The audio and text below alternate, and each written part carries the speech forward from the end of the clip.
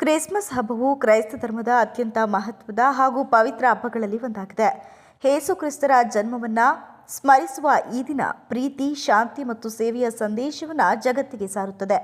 December 25ರಂದು ಆಚರಿಸಲ್ಪಡುವ Christmas ಹಬ್ಬವು ಕೇವಲ ಒಂದು ಧಾರ್ಮಿಕ ಆಚರಣೆ ಮಾತ್ರವಲ್ಲ, ಅದು ಪ್ರೀತಿ, ಕರುಣೆ ಮತ್ತು ಮಾನವೀಯತೆಯ ಮಹಾ ಸಂದೇಶವನ್ನು ಹೊತ್ತು ತಂದಿರುವ ಹೃದಯ ಸ್ಪರ್ಶಿ ಹಬ್ಬವಾಗಿದೆ.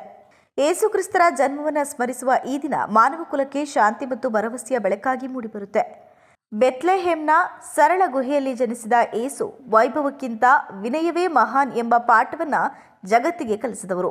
ಅವರ ಜನ್ಮದಿನ ದುರ್ಬಲರೊಂದಿಗೆ ದೇವರ ನಂಟಿನ ಸಂಕೇತವಾಗಿದ್ದು ಬದುಕಿನ ಆದರ್ಶವನ್ನು ಪ್ರತಿಪಾದಿಸುತ್ತದೆ. ಕ್ರಿಸ್ಮಸ್ ಹಬ್ಬದ ಪ್ರಮುಖ ಮೌಲ್ಯ ಸೇವೆ ಮತ್ತು ದಾನವಾಗಿದೆ.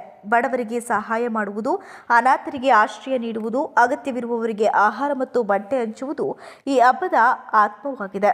ಇತರರ ನೋವನ್ನು ಅರಿತು ಸಹಾಯ ಮಾಡುವುದೇ ಕ್ರಿಸ್ಮಸ್ನ ನಿಜವಾದ ಅರ್ಥವಾಗಿದೆ. ಕ್ರಿಸ್ಮಸ್ ಯಾವುದೇ ಒಂದು ಧರ್ಮಕ್ಕೆ ಸೀಮಿತವಾಗಿಲ್ಲ. ಪ್ರೀತಿ, ಶಾಂತಿ, ಸಹಬಾಳ್ವೆ ಎಂಬ ಮೌಲ್ಯಗಳು ಎಲ್ಲರಿಗೂ ಒಂದೇ ಎಂಬ ಸಂದೇಶವನ್ನು ಈ ಹಬ್ಬ ಸಾರುತ್ತದೆ. ಅದಕ್ಕಾಗಿಯೇ ಈ ಧರ್ಮದವರು ಈ ಹಬ್ಬದಲ್ಲಿ ಆತ್ಮೀಯತೆಯಿಂದ ಭಾಗವಹಿಸುತ್ತಾರೆ.